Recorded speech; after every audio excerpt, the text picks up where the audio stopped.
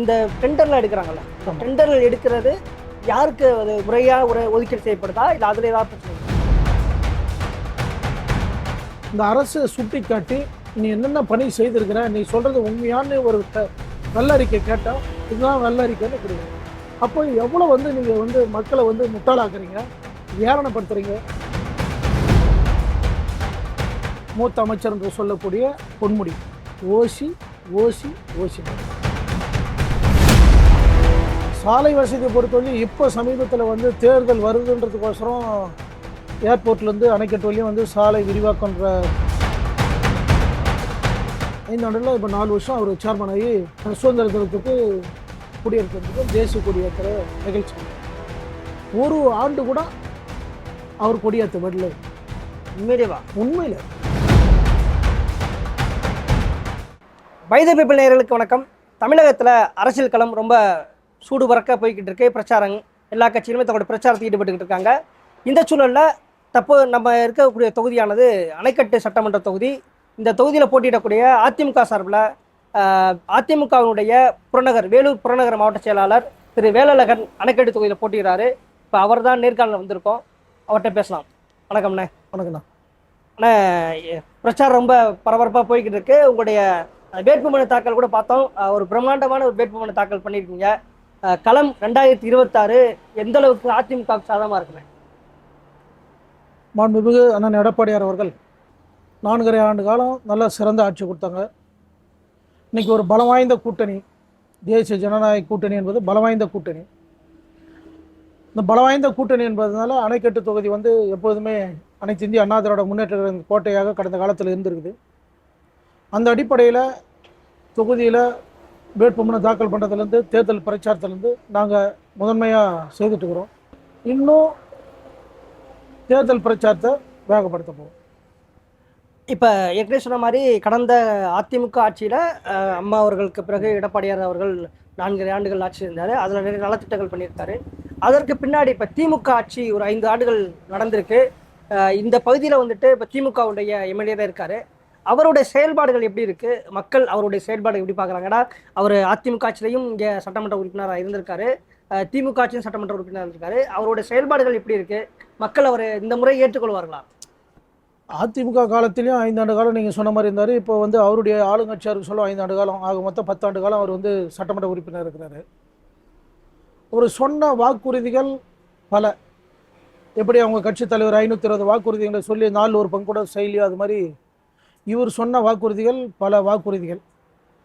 அவங்க செய்ததுன்னு எடுத்துக்கிட்டிங்கன்னா, இந்த பஸ் ஸ்டாப் என்று சொல்லக்கூடிய நிழற்கூடங்கள், அதை ஒரே ஊராட்சி தவறாத எல்லா ஊராட்சிலையும் கட்டியிருக்காங்க. இன்னும் கூட கட்டியிருக்காங்க, எல்லா ஊர்லேயும் கட்டியிருக்காங்கன்னா அவங்க மக்களுடைய தேவை அறிந்து கட்டலை. மக்கள் நடமாடம் எல்லாம் இல்லாத சும்மா தேவையில்லாத இடத்துங்களை கட்டிக்கிறாங்க. அந்த நெல்கூடத்துக்கு தேவையான மதிப்பீடை விட 3 மடங்கு 4 மடங்கு கூடுதலான தொகையை ஃபிக்ஸ் பண்ணி அதுக்காகவே புதுசாக எஸ்டிமேட்டை உருவாக்கி அதன் மூலம் நிறைய தவறுகள் நடந்திருக்கு. ஒரு நிலக்குடைக்கு எவ்வளவு மதிப்பீடு பண்ணியிருக்காங்க? குறைந்தபட்சம் 10லேருந்து அவங்க 15 லட்சம் பண்ணியிருக்காங்க. ஒரு கிராமத்தில் ஒரு அரசாங்கத்துடைய வீடு, அரசுடைய தொகுப்பு வீடோ அல்லது குரூப் ஹவுஸ்ன்னு சொல்லுவோம் கிராமத்தில், அந்த குரூப் ஹவுஸ் கட்டணம்னா 3.5 லட்சம். அரசுடைய உதவித்தொகை, அரசு முழு பணம். ஒரு வீடு இல்லாதவருக்கு வீடு கட்டி கொடுக்குறோன்னா 3.5 லட்சம். 3 லட்சம் ஒரு வீடே கட்டி ஒரு வீடு கட்டி முடிச்சிடணும். அதுக்கு ஒரு சின்ன வராண்டா, உள்ள ஒரு ஹாலு, ஒரு கிச்சனு, ஒரு பெட்ரூம், இது சேர்ந்த மாதிரி தான் ஒரு குரூப் ஹவுஸ்ன்னு சொல்லுவோம். தொகுப்பு வீடு. நிழல் கூடன்றது 4 ஃபில்லர் போடுறாங்க. 4 ஃபில்லர் போட்டு ரூப் போட்டு சுய விளம்பரத்துக்காக இது வரையும் தமிழ்நாட்டில் எந்த இடத்துலையும் இல்லாத அளவுக்கு 3 இடத்துல கல் பதிக்கிறாங்க. பேர் மேலே அவங்க கட்சி தலைவர்கள் பேர், சென்ட்ரல் அவருடைய பேர், கீழே ஒரு பேர். தன்னுடைய சுய விளம்பரத்திற்காக அதுக்கு 8லேருந்து 15 லட்சம் வரையும் எடுத்து தகுந்த மாதிரி. குளிர்சாதன அறை எதுவும் வச்சுருக்காங்களா? அதெல்லாம் ஒன்றும் இல்லைங்க. ஃபேன் மட்டும் போட்டிருக்காங்க. ஃபேன் மட்டும், அது ஓப்பன். ஒரு 5 அடி உயரம் தான் சவர் இருக்கும், இது எல்லாமே ஓப்பனு. அதில் பார்த்தீங்கன்னா மிகப்பெரிய தவறுகள், ஊழல்னா மிகப்பெரிய அளவில். எப்படி சொல்கிறதுன்னா, ஒரு 50% கூட அதுக்கு தேவைப்படாது. ஆமாம், ஒரு வீடு கட்டுறதுக்கே ஒரு 3 லட்சத்தில் கட்டிட அப்படின்றப்ப ஒரு 4 தூண் வச்சு கட்டுறதுக்கு அவ்வளோ ஆயிருக்காது. அதனால் அதில் மிகப்பெரிய ஊழல். அதுதானே தவிர வேற எதுவும் அவர் சொல்லக்கூடிய அளவுக்கு மிகப்பெரிய அளவில் எந்த பணியும் செய்த மாதிரி தோணலை. இல்லை இப்போ இந்த டெண்டர்லாம் எடுக்கிறாங்கல்ல, இந்த டெண்டரில் எடுக்கிறது யாருக்கு அது முறையாக ஒதுக்கீடு செய்யப்படுதா, இல்லை அதில் ஏதாவது பிரச்சனைகள்? மிக முக்கியமான கேள்வி. வேலூர் மாவட்டத்தை பொறுத்தவரையும் வேலூர் ஒருங்கிணைந்த மாவட்டம், பழைய வேலூர் மாவட்டம். இப்போ வந்து வேலூர், ராணிப்பேட்டை, திருப்பத்தூர், பக்கத்து மாவட்டங்கள் திருவண்ணாமலை, திருவள்ளூர் போன்ற ஏறக்குறைய 10 மாவட்டங்களில் அவருடைய ஜேகே கன்ஸ்ட்ரக்ஷன்ஸ் இன்னொரு பினாமி பேரில், ரெண்டுமே வந்து பினாமி பேரில் வச்சுருக்கிறாரு. அந்த கம்பெனி மூலிமா தான் வேலை எடுக்க முடியும். வேறு யாருமே டெண்டர் போட முடியாது. திமுக கட்சிக்காரங்களே விட எந்த கட்சிக்காரனும் போட முடியாது. நடுநிலையாளரும் போட முடியாது, ஒப்பந்ததாரர்களும் போட முடியாது. அவங்க கட்சியை சார்ந்தவங்களும் யாரும் டெண்டரே போட முடியாது. டெண்டர் போட்டால் மேலேருந்து ஆஃபீஸில் கூப்பிட்டு சொல்லி அந்த டெண்டரை வந்து கேன்சல் பண்ணுவாங்க. கூடுமான வழியும் இவரை மீறி யாரும் போகிறதுக்கு அங்கே முன் வர மாட்டாங்க. முன் வந்தால் அவங்கள வந்து வேறு ஏதாவது தொல்லை கொடுத்து அவங்கள பாதிப்புள்ளாகிறாங்கன்ற மாதிரி. எந்த வேலையாக இருந்தாலும் அவர் தான் எடுப்பார், அவர் தான் அந்த வேலைகளை வந்து பினாமி பேரில் செய்வார். இப்போ இந்த தொகுதி அணைக்கட்டு மக்கள் இருக்காங்களா, ஒரு 10 வருட காலம் அவர் பயணிச்சிருக்காரு. தொகுதி மக்களுக்கு ஏதாவது நன்மை செஞ்சிருக்க மாதிரி நீங்கள் கேள்விப்பட்டிருக்கீங்களா? இந்த சாலை பிரச்சனையாக இருக்கட்டும், குடிதண்ணீர் பிரச்சனை, இது போன்ற பிரச்சனைகளுக்குலாம் தான் சரி பண்ணியிருக்காரா? அவருக்கு இந்த தொகுதியில் செல்வாக்கு எப்படி இருக்குது மக்கள்கிட்ட? கட்சிக்கு என்று ஒரு செல்வாக்கு இருக்கிறத தவிர தனி மனித செல்வாக்கு என்பது இல்லை. சாலை வசதியை பொறுத்தவரை இப்போ சமீபத்தில் வந்து தேர்தல் வருதுன்றதுக்கோசரம் ஏர்போர்ட்லேருந்து அணைக்கட்டு வழியும் வந்து சாலை விரிவாக்கன்ற போர்வையில் சாலை விரிவாக்கம் பண்ணுகிறார். அதுவும் அவருடைய கன்ஸ்ட்ரக்ஷன் தான் பண்ணுது. அதுலேயும் ஊழல் எப்படின்னு கேட்டிங்கன்னா, புளிய மரம் வந்து கடந்த காலத்தில் பெரிய பெரிய மரங்கள் இருக்குது. ஒவ்வொரு மரமும் ஏறக்குறைய 40 டன்லேருந்து 60-70 டன் வரும். நம்ம ஒரு புளிய மரம் 220, 266, 60 அந்த மாதிரி வெட்டியிருக்காங்க. அந்த மரங்களில் பார்த்திங்கன்னா ஒரு மரம் வந்து குறைந்தபட்சம் 40 டன்லேருந்து 50 டன் வருதுன்னா, இவங்க கட்டியிருக்கிற பணம் வந்து பார்த்திங்கன்னா ஒரு 3 டன்னு 4 டன்னு, அதிகபட்சம் ஒரு 5 டன்னு பணம் தான் அரசாங்கத்துக்கு கட்டுறாங்க. மீதி ஒரு 35 டன்னுடைய வெயிட்டுடைய காசை வந்து இவங்க வந்து மரத்தை வெட்டி எடுத்துன்னு போய் வெளியே விற்று அதில் மிகப்பெரிய ஊழல், பல கோடி அதுலேயும் வந்து சம்பாதிச்சுக்கிறாங்க, கொள்ளடிச்சுக்கிறாங்க. இப்போ இந்த பிரச்சனைகள்லாம் இருக்குல்ல, இந்த பிரச்சனைகள் மக்கள் மன்றத்துக்கு கொண்டு சொல்கிறதுக்கு நீங்கள் எந்த அளவுக்கு முயற்சி எடுத்துருக்கீங்க? நாங்கள் வந்து இந்த தேர்தல் பரப்புரையில் சொல்கிறோம், நாங்கள் போகிற ஊரில் வந்து பேசுகிறப்ப சொல்கிறோம், இந்த மாதிரி வந்து இந்த மாதிரியெல்லாம் ஊழல் நடந்திருக்குதுன்ட்டு. அவர் வந்து சொல்கிறாரு, நாங்கள் வந்து ஊழலே செய்யலை அப்படின்னு சொல்கிறாரு. ஊழல் செய்யாத இவ்வளோ பெரிய சொத்துக்கள் சம்பாதிப்பதற்கு அவருக்கு வந்து வாய்ப்புகள் குறைவு. காரணம், ஒரு சாதாரண குடும்பத்தில் பிறந்தவர். இந்த 10 ஆண்டு காலத்தில் தான் வந்து அவருடைய அபார வளர்ச்சி, அவருடைய வணிக வளாகங்கள், ஹோட்டல்ஸ், பெட்ரோல் பம்ப், பெரிய அளவில் சொத்துங்களை வாங்கி குவிச்சிருக்காரு. அதுக்கு காரணம் வந்து பார்த்திங்கன்னா, ஏற்கனவே நான் சொன்ன மாதிரி இந்த 3 இல்லை ஒரு 6-7 மாவட்டங்களில் நடக்கிற வேலை மொத்தமாக வந்து அவர் போட்டுக்கிறார். எப்போவுமே திமுகக்குன்னு ஒரு தனித்திறமை. இப்போது இந்த காஃபி வந்து இந்த கடையில் 12 ரூபான்னு சொன்னால், இவங்க என்ன பண்ணுவாங்கன்னா, இந்த காஃபியோடைய ரேட்டு 36 ரூபாய்க்கு உருவாக்குவாங்க. பில் போடுறப்போ, அரசாங்க மதிப்பீடு போடுறப்போ அதை கூட்டி போட்டு அதில் 3ல் 1 பங்கு வேலை செய்துட்டு 2 பங்கு வந்து கொள்ளடிக்க தான் தீர்வு. இந்த மாதிரி வந்து இந்த எஸ்டிமேட் போடுறப்பவே அரசு அதிகாரிகளை கூப்பிட்டு, நீ இப்படி தான் போடணும், ஒரு 1 மீட்டர் டெப்த்துனா அதை 3 மீட்டராக கம்மி வேண்டியது, அரசாங்க மதிப்பீடை கூட்டி போட்டு விஞ்ஞான ஊழல்னு சொல்லுவாங்க. அந்த மாதிரி அந்த காலத்தில் அவர் தலைவர் சொல்லுவாங்க, அவங்க கட்சி தலைவரை பூச்சி மருந்து அடிச்சாங்க விமானத்துலேருந்து. நாங்கள் அடிச்சாங்களா இல்லையா ஒன்றும் தெரியாது. கண்டிப்பாக பூச்சி மருந்து விமானத்தில் அடிச்சாங்கன்னு சொல்லுவாங்க. அப்போல்லாம் நாங்கள் சின்ன வயசு தெரியறதுக்கு வாய்ப்பு இல்லை. அப்போது வந்து அது மருந்துக்கு வந்து செடிக்கு அந்த விவசாயத்துக்கு பட்டுச்சாலியம் கொடுக்குறது, அதில் ஊழல்னு சொல்லுவாங்க அந்த காலத்தில். கண்டிப்பாக அந்த வழியில் வந்தவங்க இப்போ ஒரு புது ட்ரெண்டாக அவங்க வந்து என்ன பண்ணுறாங்கன்னா, அந்த மாதிரி எஸ்டிமேட் போடுறப்பவே வந்து கூடுதலாக போட்டு அது மூலம் வந்து மிகப்பெரிய அளவில் ஊழல் கொள்ளடிச்சு. இப்போ அந்த அணைக்கட்டு சட்டமன்ற தொகுதியில் குறிப்பாக நம்ம அதிமுக கூட்டணி கட்சிகளுடைய பங்கு எந்த அளவுக்கு இருக்குது, திமுக கூட்டணி கட்சிகள் எந்த அளவுக்கு இங்கே பலமாக இருக்காங்கண்ணே? கூட்டணி கட்சின்றப்போ வந்து எங்களுக்கு வந்து ஏறக்குறைய 9-10 கட்சிகள் கூட்டணியில் இருந்தாலும் கூட எங்களுக்கு ஒரு பல வாய்ந்த கூட்டணியாக இருந்து கொண்டிருக்கிறது. திமுகவை பொறுத்தவரை 21 கட்சி சொல்கிறாங்க, 21 கட்சி, 2 மடங்கு. பர்சன்டேஜ் ஆஃப் ஓட்டு பார்த்தோம்னா அண்ணா திமுக இன்னைக்கு ஆளுங்கட்சியாக இருந்தால திமுக எங்களோட வந்து அவங்க ஒரு 3-4% கம்மியாக இருப்பாங்க. யூக்கில் கூட வச்சுக்கலாம், அவங்க வந்து ஆளுங்கட்சின்றதால சமம் அப்படியே வச்சுக்கலாம் கூட. அவங்கக்கிட்ட வந்து விடுதலை சிறுத்தை இருக்குது, எங்ககிட்ட பாட்டாளி மக்கள் கட்சி இருக்குது. அவங்ககிட்ட காங்கிரஸ் இருக்குது, எங்ககிட்ட பாரதிய ஜனதா கட்சி இருக்குது. அவங்ககிட்ட தேமுதிக இருக்குது, எங்ககிட்ட அமமுக இருக்குது. இந்த மாதிரி எங்ககிட்ட இருக்கிற கட்சிகள் அனைத்துமே பார்த்தீங்கன்னா மக்கள் செல்வாக்குள்ள கட்சிகள். அவங்ககிட்ட இருக்கிற கட்சிகள் ஒரு சில கட்சிகளை தவிர மக்கள் செல்வாக்கு இழந்த கட்சிகள். உதாரணத்துக்கு கம்யூனிஸ்டுங்க, எங்கள் தொகுதியில் கம்யூனிஸ்டுங்க சொல்லக்கூடிய அளவுக்கு இல்லை, ரொம்ப குறைவான பர்சன்டேஜில் தான் வந்து கம்யூனிஸ்டுங்க இருக்காங்க. சிறு சிறு கட்சிகள், லெட்டர்பேட் கட்சிங்க அவங்க நிறைய வச்சுருக்கிறாங்க. அந்த லெட்டர்பேட் கட்சியெல்லாம் வந்து இங்கே நம்ம அணைக்கட்டு சட்டமன்ற தொகுதியை பொறுத்தவரையும் பெரிய அளவில் மக்கள் செல்வாக்கு இல்லை. இப்போ நீங்கள் சொன்ன மாதிரி அங்கே திமுக கூட்டணியில் விசிகா இருக்கும் சொல்கிறீங்க. ஆனால் இப்போ விசிகாவில் இருக்கக்கூடிய இந்த உட்கட்சி முரண்கள் அங்கே பாதிப்பு ஏற்படுத்துமா?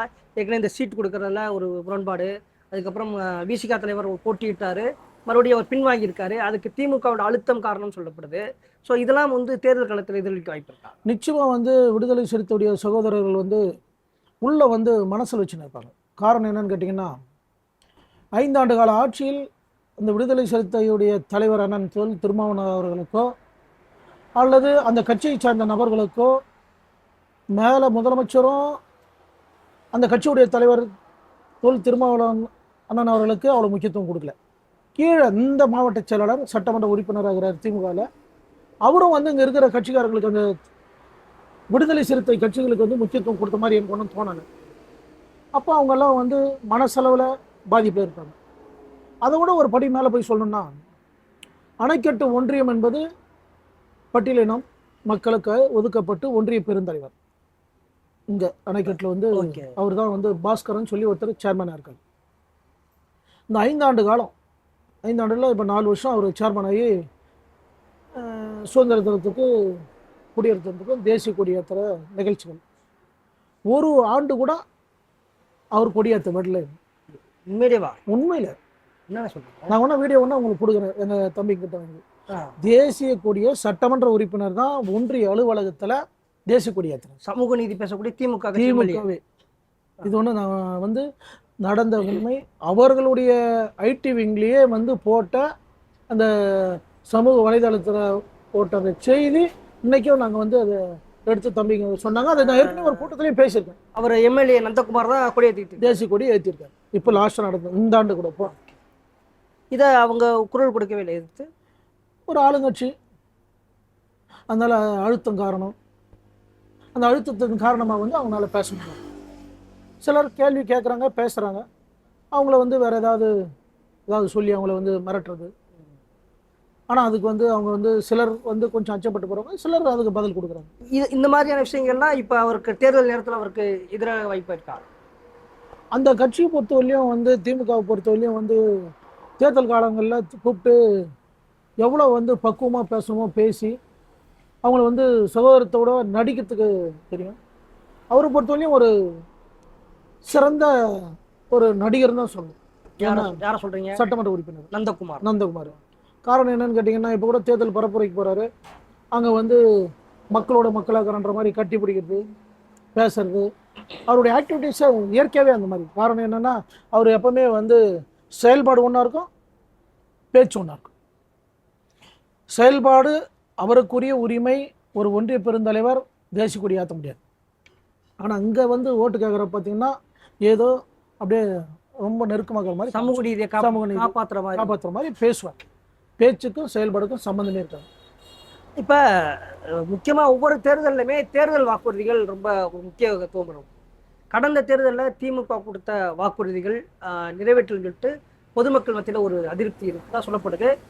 உங்கள் தொகுதியில் அந்த மாதிரி அதிருப்திகள் இருக்குதா? எப்படி பார்க்குறீங்க? கடுமையாக இருக்குது. காரணம் என்னன்னு கேட்டிங்கன்னா, அனைத்து குடும்ப தலைவர்களுக்கும் 1000 ரூபான்னு சொன்னாங்க.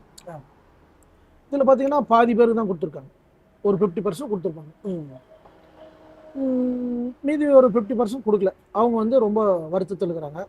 குறிப்பாக உள்ளாட்சி பிரதிநிதிகள் வந்து யாரும் மனநிறைவோடு இல்லை.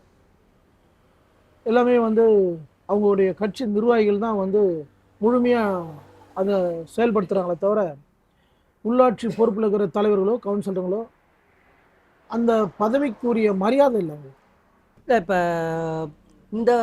இப்போ 2024 தேர்தலுக்கு அதிமுகவுடைய தேர்தல் வாக்குறுதிகள் மக்கள் மத்தியில் ஓரளவுக்கு பேசப்பட்டிருக்கு. இந்த 10,000 பணமாகட்டும், மாதம் 2000 ரூபாய் ஃப்ரிட்ஜ் இது போன்ற தேர்தல் வாக்குறுதிகளுக்கு அணைக்கட்டு பகுதி மக்கள்கிட்ட எந்த அளவுக்கு வரவேற்பு இருக்கிறது? நீங்க அதை எந்த வகையில கொண்டு போய் சேர்த்துக்கிட்டு? நாங்கள் வந்து பார்த்தீங்கன்னா மாண்புமிகு அண்ணன் எடப்பாடியார் வந்து முதல் தேர்தல் வாக்குறுதி வந்து கொடுத்தப்போ, இரண்டாம் கட்ட தேர்தல் வாக்குறுதி கொடுத்தப்போ, மூன்றாம் கட்ட தேர்தல் வாக்குறுதி கொடுத்தப்போ உடனுக்குடன் ஃபர்ஸ்ட் வந்து 5 வாக்குறுதி தான் கொடுத்தார். அந்த 5 வாக்குறுதியை வந்து நோட்டீஸ் போட்டு ஒவ்வொரு கிராம கட்சியுடைய நிர்வாகிகள் பொறுப்பாளர்கள் வீடு வீடாக போய் கொடுத்தோம். ரெண்டாவது வந்து திரும்ப ஒரு 5 தேர்தல் வாக்குறுதி கொடுத்தார். அதுக்கடுத்து 3வது முறை திரும்ப கொடுத்தார். இப்போ வந்து ஃபைனலாக வந்து வேட்பாளர் அறிவிச்சு முன்னால் கொடுத்தார்.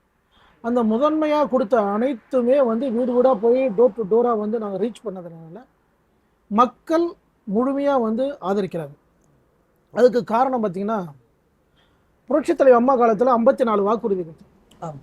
2011 54 வாக்குறுதி நிறைவேற்றி. என்னால் 54 சொல்ல முடியும். தாலிக்கு தங்கத்திலேருந்து, கர்ப்பிணி தாய்மார்களுக்கு 18,000 பள்ளியில் படிக்கும் மாணவ செல்வங்களுக்கு தேவையான அந்த 16 வகை கிஃப்ட்டு, அரசு மருத்துவமனையில் பிறந்த குழந்தைங்களுக்கு பரிசு பெட்டகம், இந்த மாதிரி எல்லா திட்டங்களும், விலையில்லா மடிக்கணினி, வேலைக்கு செல்கிற இந்த தாய்மார்களுக்கு மானியத்துடன் கூடிய ஸ்கூட்ரு, கறவை மாடு, ஆடுகள், அதுவும் கிராமத்துலலாம் பார்த்தீங்கன்னா மிக்சி கிரைண்டர், மிக்சி கிரைண்டரு, கிராமத்துலலாம் பார்த்தீங்கன்னா அந்த கறவை மாடு, இந்த 4 வெள்ளாடு கொடுத்ததெல்லாம் பார்த்தீங்கன்னா மிகப்பெரிய ஒரு வரவேற்பு. அம்மா காலத்தில் பொருளாதார மாற்றம். வாழவே வழி இல்லாதவங்களுக்கு அவங்களுக்கு ஆடு கொடுத்து அது மூலிமா வந்து இன்றைக்கி 100 ஆடு, 150 ஆடு, 200 ஆடு வச்சுன்னு இருக்கிறவங்க எல்லாம் இருக்காங்க. அந்த மாதிரி வந்து அம்மா சொன்ன வாக்குறுதிகள் அனைத்தையும் நிறைவேற்றி கொடுத்தாங்க. 100 யூனிட்டு இலவச மின்சாரம் வீட்டுக்கு கொடுத்தாங்களா அதுலேருந்து. ஆனால் திமுக ஆட்சியில் பார்த்தீங்கன்னா 520 வாக்குறுதி கொடுத்தாங்க. 100 வாக்குறுதி கூட முழுமையாக நிறைவேற்றினாங்கன்னு தெரியல. ஆனால் அவங்க 90% நிறைவேற்றினோம், இன்னொரு 4% நிறைவேற்ற. சரி, வெள்ள அறிக்கை வந்து எங்களுடைய பொதுச் செயலாளர் சட்டமன்றத்திலையும் வெளியேயும் பல முறை வந்து வெள்ள அறிக்கை. ஒரு அமைச்சர் சொல்கிறாரு 90%, ஒரு அமைச்சர் சொல்கிறாரு 99% நாங்கள் முடிச்சுட்டோன்றாரு, ஒருத்தர் 60%, ஒருவராவது இத்தனை சதவீதம்னு புள்ளி வரும் கரெக்டாக அமைச்சர் பெருமக்கள் பேசுகிறாங்களான்னு ஒன்று பாருங்கள்.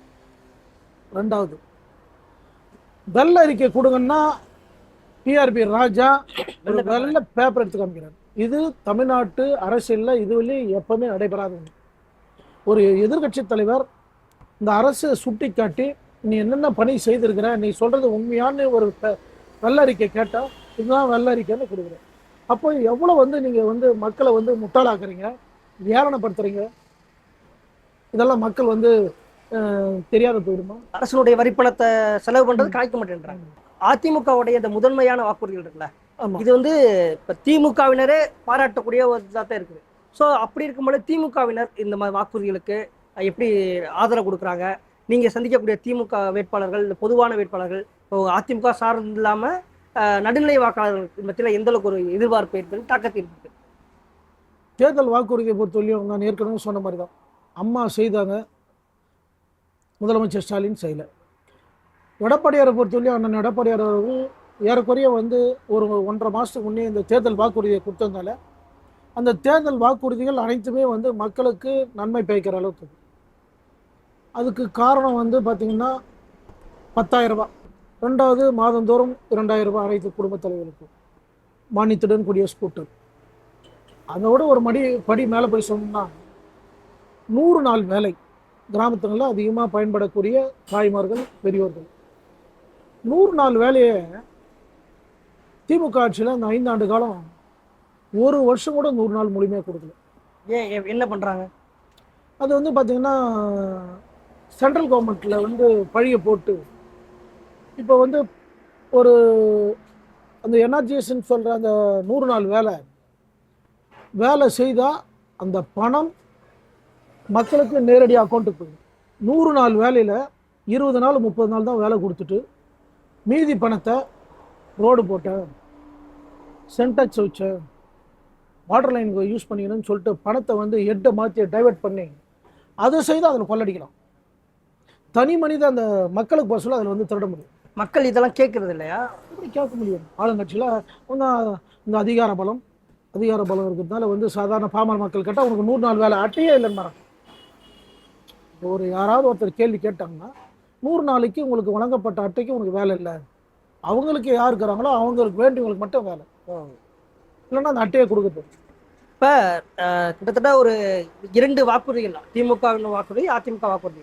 2 பேருமே மகளிருக்கு மறுபடியும் ஆட்சிக்கு வந்தால் 2000 ரூபாய் கொடுக்குறேன்னு இருக்காங்க. இங்கே மிக்சி கொடுக்குறேன்னு இருக்காங்க, அங்கே 8000 கூப்பன் கொடுக்குறேன்னு இருக்காங்க. அதே போல் 10,000 ரூபாய் இங்கே வந்து இது மாதிரி விஷயங்கள். இந்த 2 தேர்தல் வாக்குறுதிகளில் இந்த அணைக்கட்டு தொகுதி மக்களுக்கு எது ரீச் ஆகிருக்கு? ஒருவேளை மக்கள் மறுபடியும் திமுகவுடைய தேர்தல் வாக்குறுதி நம்புவதற்கான வாய்ப்பு இருக்கா? வாய்ப்பு வந்து ரொம்ப ரொம்ப ரொம்ப குறைவு. காரணம் என்னென்னா 520 வாக்குறுதியை வந்து அவர் வந்து நிறைவேற்றி கொடுத்துருந்தாருன்னா மக்கள் நம்பி இருப்பாங்க. அவர் வந்து நிறைவேற்றலை. வாக்குறுதியை நிறைவேற்றாத நீங்கள் எத்தனை முறை திரும்ப திரும்ப வாக்குறுதி கொடுத்தாலும் மக்கள் நம்ப மாட்டாங்க. அனைத்து இந்திய அண்ணா திமுகவை பொறுத்தவரையும் வந்து ஏற்கனவே அம்மா நிறைவேற்றி கொடுத்துக்கிறாங்க. அம்மாவுடைய காலத்திற்கு பிறகு அண்ணன் எடப்பாடியார் அவர்கள் அந்த திட்டங்களை அப்படியே தொடர்ந்து செயல்படுத்தி நின்றுக்கிறாரு. அதனால் வந்து அண்ணா திமுக என்பது சொன்னால் செய்வாங்க, திமுகன்றது பொய்யை சொல்லி வந்துடுவாங்க, அப்புறம் செய்ய மாட்டாங்க, போய் கேட்க முடியாது அப்படின்னு தான் நினைக்கிறேன். இல்லை, இப்போ திமுகவுடைய மிகப்பெரிய ஒரு பிரச்சாரமே இந்த 1000 ரூபாய் பணம் கொடுத்தது, அதுக்கப்புறம் பெண்களுக்கு இலவச பேருந்து, மாணவர்களுக்கு மாணவி, அதாவது 2 பேருக்குமே ஒரு 1000 ரூபாய் கொடுத்தது தான் பெரிய ஒரு பிரச்சாரம் பயன்படுத்துகிறாங்க. ஸோ இது வந்து இப்போ இங்கே கிராமப்புறங்களில் இருக்கக்கூடிய அணைக்கட்டு தொகுதி மக்களுக்கு எந்த அளவுக்கு தாக்கத்தை ஏற்படுத்த நினைக்கிறீங்க? இப்போ 3 விதமான கேள்வி வச்சுக்கிறீங்க. நம்பர் 1, 1000 ரூபாய். 1000 ரூபாய் முழுமையாக சேர்ந்துச்சோன்னா சேரல, 50% கூட சேரல, 50% தான் சேர்ந்துருக்கும் அதிகபட்சம். 1. 2வது வந்து கல்லூரியில் படிக்கும் சகோதர சகோதரிகளுக்கு வந்து மாதந்தோறும் வந்து அந்த ஊக்கத்தொகை கொடுத்தாங்கன்னு சொன்னீங்க. ஏற்கனவே புரட்சித் தலைவி அம்மாவுடைய காலத்தில் அந்த கல்லூரி மாணவர்கள் 18 வயது நிரம்பி திருமணமாகும்போது 1 சவரன் தங்கமோ தாலிக்கு தங்கமோ 50,000 ரூபாய் கொடுத்தாங்க. இன்னைக்கு ஒரு பவுன் வந்து பார்த்தீங்கன்னா 1 லட்ச ரூபாய்க்கு கூடவே வந்து இன்னும் கூடவே போயிடுச்சு. 110 120 போயிடுச்சு. 50,000 ரூபாய் வந்து பணம் கொடுத்தாங்க. அப்போ ஏறக்குறைய 1.5 லட்ச ரூபாய். இவர் 5 ஆண்டு காலம் முதலமைச்சர். அதில் பார்த்தீங்கன்னா 60 மாதங்கள் அவர் கொடுத்தது வந்து பார்த்தீங்கன்னா ஒரு 25 மாதமோ 26 மாதமோ, அதிகபட்சம் 30 மாதத்துக்குள்ள தான், 2 வருஷத்துக்கு பிறகு தான் அவர் கொடுத்தார். இந்த சூழ்நிலையில் மக்கள் அவரை நம்ப தயாராக இல்லை. 1, இந்த திட்டம் நிறுத்திட்டதுக்கே மக்கள் வந்து கடும் கோபத்தில் இருக்கிறாங்க. 2வது நீங்கள் வந்து இது சொன்னீங்க, இந்த இலவச பேருந்து. இலவச பேருந்து வந்து விட்டுட்டு அவங்க கட்சியுடைய ஒரு அமைச்சர், மூத்த அமைச்சர் என்று சொல்லக்கூடிய பொன்முடி, ஓசின்றார். நல்லா யோசிங்க. ஓசின்னு சொல்கிறதுக்கு அவருக்கு தகுதி இல்லை. காரணம் என்னன்னு கேட்டிங்கன்னா, அவர் சென்னையிலே பசுமை அந்த கிரீன்வேஸ் ரோடுன்னு சொல்லுவோம், அங்கே பயன்படுத்துகிற பங்களா ஓசி. அவர் பயன்படுத்துகிற பங்களா அவர் ஓசி, அரசு பங்களா. அவர் பயன்படுத்துகிற அரசாங்க காரு ஓசி. அவர் பயன்படுத்துகிற பேனா கூட ஓசி. நிச்சயம் அவரே வந்து மக்களுடைய வரி பணத்தில் ஓசியாக இருந்துட்டு மக்களை கேவலப்படுத்துறதுக்கு, குறிப்பாக தாய்மார்களை கேவலப்படுத்துறதுக்கு ஓசின்னு சொல்கிறார். அதனால மக்கள் சிந்திக்காத இருப்பாங்களா? குறிப்பாக தாய்மார்கள் சிந்திக்காத இருப்பாங்களா? அம்மாவுடைய காலத்தில் அம்மா எடுத்து வந்த திட்டம், எல்லா திட்டமும் தாய்மார்களுக்கான திட்டம், பெண்களுக்கு முன்னுரிமை கொடுத்தாங்க. எப்போ புரட்சி தலைவி அம்மா அவர்கள் எந்த கூட்டத்தில் பேசினாலும் என் உயிரினும் மேலான தாய்மார்களேன்னு சொல்லுங்க. ஆனால் ஒரு சீனியர் மினிஸ்டர் சொல்கிறாரு ஓசின்னு சொல்கிறாரு. அது எவ்வளோ தரங்கட்ட வார்த்தை. யாரோ ஒரு ஜூனியர் மந்திரி ஏதோ வாய் தவறி சொல்லிட்டாருன்னா அதை ஏற்றுக்கலாம். அவர் நிறைய சர்ச்சையில சிக்கினார் அவர். இப்போ எடப்பாடி பழனிசாமி அவர்களுடைய அந்த சுற்றுப்பயணம் தமிழகத்தில் ஒரு பெரிய ஒரு தாக்கத்தை ஏற்படுத்தியிருக்கு. இந்த மக்களை காப்போம், தமிழகத்தை மீட்போம். அதுக்கப்புறம் இப்போ உங்களுடைய அந்த தேர்தல் பிரச்சாரம் கூட இப்போ சமீபத்தில் நடந்திருக்கு. எப்படி ஒரு தாக்கம் மக்கள் மத்தியில் ஏற்படுத்தியிருக்கு? கட்சிக்காரர்களுக்கும் கூட்டணி கட்சிக்கும் எப்படி உற்சாகமாக இருக்காங்க?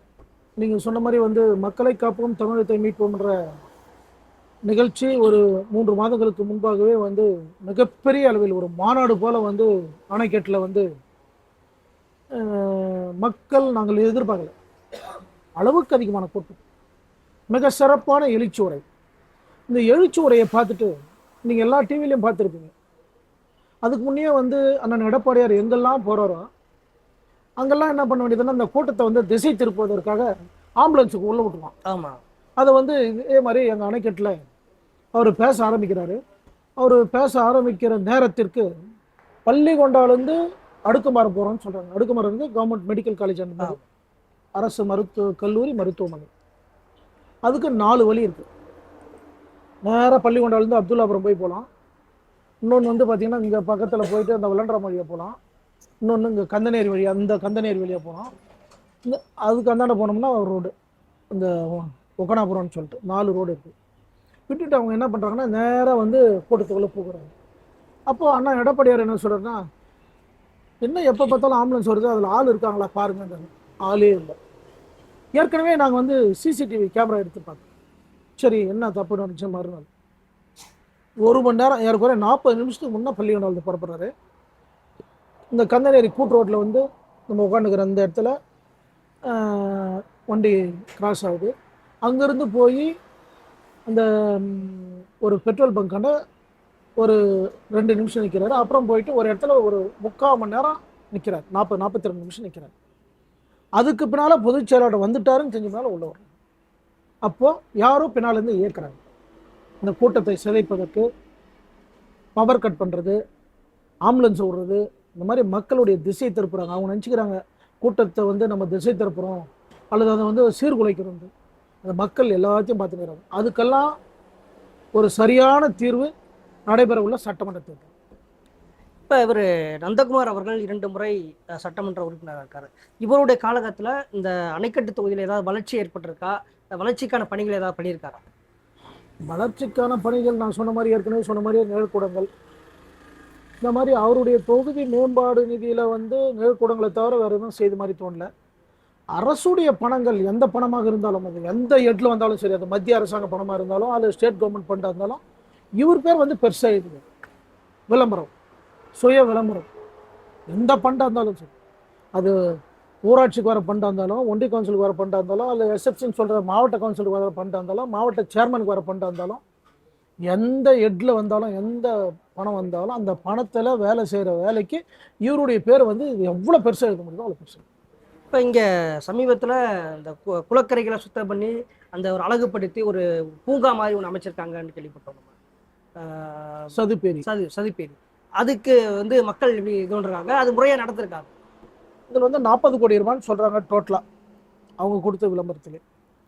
40 கோடி ரூபா விளம்பரம் 40ன்னு நினைக்கிறேன். 38 to 40 கோடி எனக்கு கரெக்டாக தெரில. அந்த 40 கோடி ரூபா திட்டத்தில் 20 கோடி ரூபா வந்து சாலைக்கும், 20 கோடி ரூபா வந்து அந்த ஏரியை சுத்தப்படுத்தி காம்பவுண்ட் வால் போட்டு பண்ணுது. ஏறக்குறைய என்னுடைய கணக்கு ஒரு 15 கோடி ரூபா அது இருந்தாவே ஜாஸ்தி. 10 to 15 கோடி இருந்தாவே ரொம்ப ஜாஸ்தி. அதை வந்து என்ன பண்ணுறாங்கன்னு சொன்னால், காம்பவுண்ட் வால் போட்டு அந்த எதிரில் வந்து ஒரு வலை வச்சு ஒரு சின்னதாக குழந்தைங்க விளையாடுறதுக்கு ஒரு போட்டிருக்கோம். ரைட்டு, வரவேற்கக்கூடிய விஷயம். பக்கத்தில் வந்து கருகம்பத்தூர்லேருந்து அந்த சதுப்பேரி என்று சொல்கிற கிராமத்திற்கு சாலை போட்டு அவசரமாக போடுறாங்க. தேர்தல் வந்த பின்னால, தேர்தல் அறிவிக்கிறதுக்கு ஒரு 2 நாளைக்கு முன்னே வேகமாக போட்டு தார் ரோடு போட்டு முடிச்சிட்டோம்னால, போட்டு ஒரு 3ஆவது நாள் மண் வந்து ஹைட்டாக கொட்டினாலும் மொத்தமே சைடில் அறுந்து ஓடி போயிடும். இதை வந்து பொதுமக்களும் எங்கள் கட்சி ஐடி விங் தம்பிகளும் அந்த ஃபோட்டோ பிடிச்சி போடுறாங்க. அவங்க எங்களை வந்து எங்கள் கட்சியை வந்து கடுமையாக விமர்சனம் பண்ணி அவங்க சமூக வலைதளத்தில் பரப்புகிறாங்க. உடனே மறுநாள் அதை சரி பண்ணுறதுக்கு அவருடைய ஜேகே கன்ஸ்ட்ரக்ஷனுடைய லாரி, அந்த சின்ன வண்டி மினி லாரி, அதுக்கு தேவையான கல் அந்த இதுவெல்லாம் எடுத்துகிட்டு வந்து அந்த பள்ளம் எங்கெல்லாம் வந்து பெருசாக அறுத்துன்னு போயிடுச்சு அதுக்கெல்லாம் போட்டு பேட்ச் போட்டு சைடில் மண்ணுங்களில் போட்டு இதை கிளியர் பண்ணுறாங்க. அரசு அலுவலர்கள் ஏன் இந்த அளவுக்கு வந்து இவ்வளோ மோசமாக நடந்துக்கிறாங்கன்னு தெரியல. காரணம் என்னென்னா, யார் ஒப்பந்தராக இருந்தாலும் அந்த பணி சிறப்பாக பணி செய்கிறாங்களான்னு கண்காணிக்கிறதுக்கு தான் வந்து அரசு அலுவலர்கள், பொறியாளர்கள். எந்த பொறியாளரும் எந்த ரோடும் போய் பார்த்த மாதிரி தெரியும். எல்லாமே வந்து பயத்தின் காரணமாக அல்லது இவங்க ஏதாவது பண்ணுறாங்கன்றதா என்ன சொல்கிறதுனே தெரியும். சாலை அமைச்சு ஒரு 10 நாள் கூட தாங்காத அந்த கரைகள் எப்படி மாதக்கணக்கில் இருக்கும், வருஷக்கணக்கில் இருக்கும்னு தெரியும். கண்டிப்பாக. ஆனால் இந்த நேரத்தில் அணைக்கட்டு மக்கள்கிட்ட நீங்கள் என்ன சொல்ல விரும்புகிறீங்க? உங்களுக்கான வாக்கு ஏன் அவங்க செலுத்தணும்னு நினைக்கிறீங்க? அணைக்கட்டு தொகுதி வாழ் மக்களுக்கு என் பணிவான வணக்கத்தை தெரிவித்துக் கொண்டு,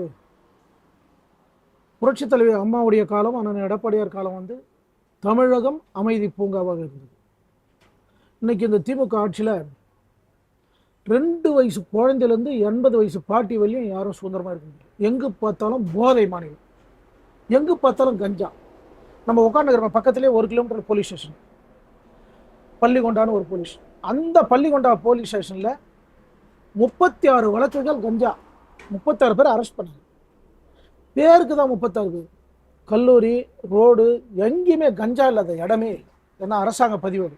இப்போ கஞ்சா வந்து விற்கலன்னு யாரும் சொல்ல முடியாது. கண்டிப்பாக. அப்புறம் சிரஞ்சு, இந்த ஊசி போட்டுக்கிறாங்க போதைக்கு. சாக்லேட் வடிவில் கூட வந்து சொல்கிறாங்க, சாக்லேட் மாதிரி ஏதோ விற்கிறானுங்களா, அதை வந்து சாப்பிட்டா போதை அப்படின்னு. இந்த மாதிரி இன்னைக்கு வந்து தமிழ்நாடு போதை கலாச்சாரமாக மாறி போச்சு. தமிழ்நாடு மாறி இருக்கிறதுல எங்கள் பகுதி, நாங்கள்லாம் வந்து கிராம பகுதிகள். அம்மாவுடைய காலம், அந்த எடப்பாடியார் காலத்தில் கஞ்சான்னா மக்களுக்கு ஒன்றுமே தெரியாது. அப்படின்னா என்னன்னு தெரியாது. இன்னைக்கு எங்கே பார்த்தாலும் கஞ்சா. இதையெல்லாம் மக்கள் பார்த்துதாங்கிறாங்க. தாய்மார்கள், குழந்தைகள், பள்ளிக்கு கல்லூரிக்கு செல்லும் குழந்தைகள் பாதுகாப்போடு இருக்க வேண்டும் என்று சொன்னால் மீண்டும் அம்மாவுடைய ஆட்சி அண்ணன் எடப்பாடியார் தலைமையில் ஆகும். இப்போ எடப்பாடி அவர்களுடைய இந்த தேர்தல் வாக்குறுதியில் முக்கியமானது வந்து ஆட்சிக்கு வந்த 3 மாதங்களில் கஞ்சாவை ஒழிப்பேன், இதுக்கு தனி ஒரு அமைப்பு வச்சு என்னுடைய தனிப்பட்ட கண்காணிப்பில் இருக்குன்னு சொல்கிறார். இந்த வாக்குறுதிகள் பொதுமக்கள் மத்தியில் எந்த அளவுக்கு சென்றடைஞ்சிருக்கு, அது வரவேற்பு எப்படி இருக்கு? தாய்மார்கள் நாங்கள் வந்து ஓட்டுக்கு போகிற கிராமத்துங்களில் அவங்களே சொல்கிறாங்க, இந்த மாதிரி வந்து எங்கள் ஊரில் இந்த இடத்துல கஞ்சா வைக்கிறாங்க. உதாரணத்துக்கு நேற்று வந்து பாகாயம்னு ஒரு ஏரியா, விருபாட்சிபுரம் பாகாயம்னு சொல்லி பழவஞ்சாத்துன்னு வேலூர் கோயிலுக்கு போய் அங்கே போகிறப்போ என்ன சொன்னாங்கன்னா, நாங்கள் பேசுகிறப்ப சொன்னோம், இந்த மாதிரி வந்து இந்த ஆட்சி வந்து பல அத்தியாவசிய பொருட்கள்லாம் விலை ஏறி போயிருக்கு, கட்டுமான பொருட்களுடைய விலை ஏறி போயிருக்கு, நீங்கள்லாம் ஆதரவு கொடுத்து மீண்டும் அம்மாவுடைய ஆட்சியான எடப்பாடியார் தலைமையில் அமையணும்னு நாங்கள் கேட்குறப்போ அவங்க சொன்ன வார்த்தை, ஒரு கஞ்சா இருக்குது, அந்த கஞ்சாவை தடுங்க. 3 பேர் வந்து புடிச்சுன்னு போய்க்கிறாங்க. 3 பேருமே வந்து அந்த கட்சியில் பொறுப்பில் இருக்கிறவங்க, திமுகவில் பொறுப்பில் இருக்கிறவங்க. திமுகவில் பொறுப்பில் இருக்கிறவங்க கஞ்சா வைக்கிறாங்க. கஞ்சா வைக்கிறதுனால பிள்ளைங்கள்லாம் வந்து ஆண் பிள்ளைங்கள்லாம் கஞ்சா அடிச்சுட்டு பெற்றவங்க பெரியவங்களுடைய பேச்சு கூட கேட்காத ஒரு மாதிரி இழந்துருவோமோன்னு பயமாக்குதுன்னு ஒரு அம்மா அழுகுறாங்க. அந்த அளவுக்கு எல்லா பகுதியிலும் அந்த தவறான தொழில் செய்பவர்கள் அவர்களாக இருக்கிறதுனால போலீஸ் நடவடிக்கை. கஞ்சா விற்கிறவங்க அவங்க கட்சியை சார்ந்தவனாகிறான். போலீஸ் நடவடிக்கை எடுத்தால் உடனே இவங்க யாருன்னா பேசுறதுனால அவங்க பயந்துக்கின்னு அதை வந்து நடவடிக்கை எடுப்பாங்க. நிச்சயமான இது எல்லாத்துக்கும் வரக்கூடிய 2026 சட்டமன்ற தேர்தல் ஒரு தீர்வாக இருக்கும் நம்புகிறேன். உங்களோட நேரத்தை ஒதுக்கி உங்களோட கருத்துக்களை பயந்துட்டதுக்கு ரொம்ப நன்றி. நன்றி. வணக்கம்.